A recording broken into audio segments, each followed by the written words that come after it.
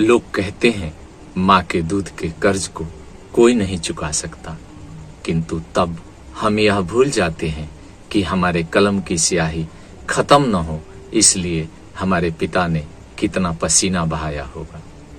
लोग कहते हैं हमारी किस्मत हथेलियों में लिखा होता है, किंतु तब हम यह भूल जाते हैं कि हमारे हथेलियों को हमारे किस्मत तक पहुंचाने वाले हमारे पिता ही हैं।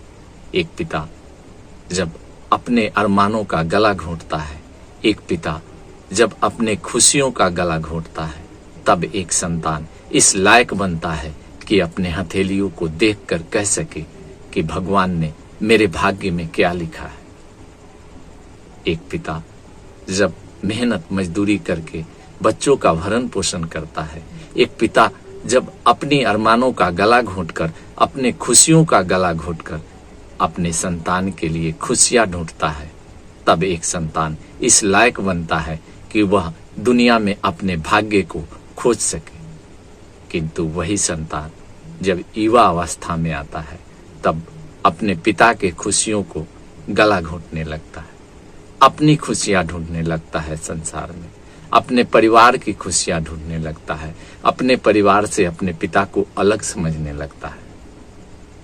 कभी कभी एक पिता के 4 संतान होते हैं, एक तो दिखता है, एक तो उनके लिए कुछ करता है, किंतु 3 बाकी बचे संतान उनके लिए कुछ नहीं करता।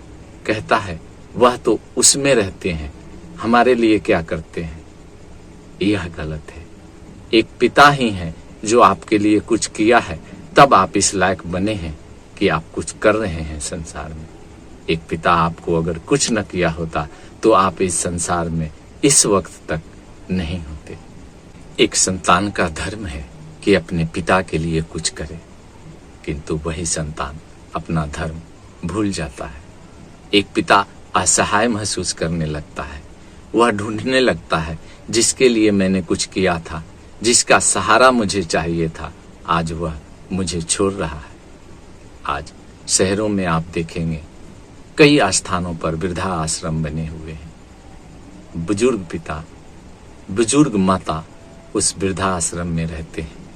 आखिर कौन जिम्मेवार है उस वृद्ध आदमी के लिए, उस वृद्ध माता पिता के लिए जो घर छोड़कर आश्रम में रह रहे हैं।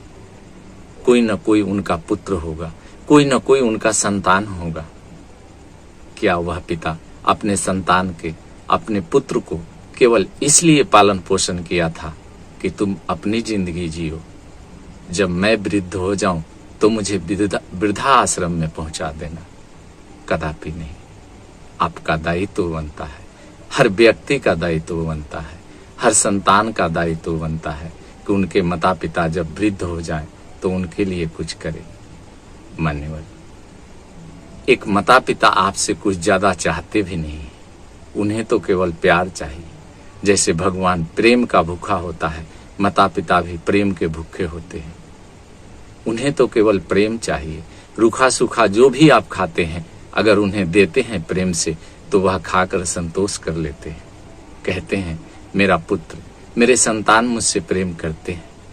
एक माता पिता जब आपको आशीर्वाद देते हैं, तब भगवान भी खुश होता है कि हाँ, मुझे इसे देना चाहिए, इस संतान को देना चाहिए, ताकि यह अपने माता पिता की सेवा कर सके, अपने माता पिता के लिए खुशियां खरीद सके। मान्यवर, अपने माता पिता को खुश रखें। इस वीडियो में इतना ही। अगले वीडियो तक मुझे इजाजत दें। जय श्री हरि।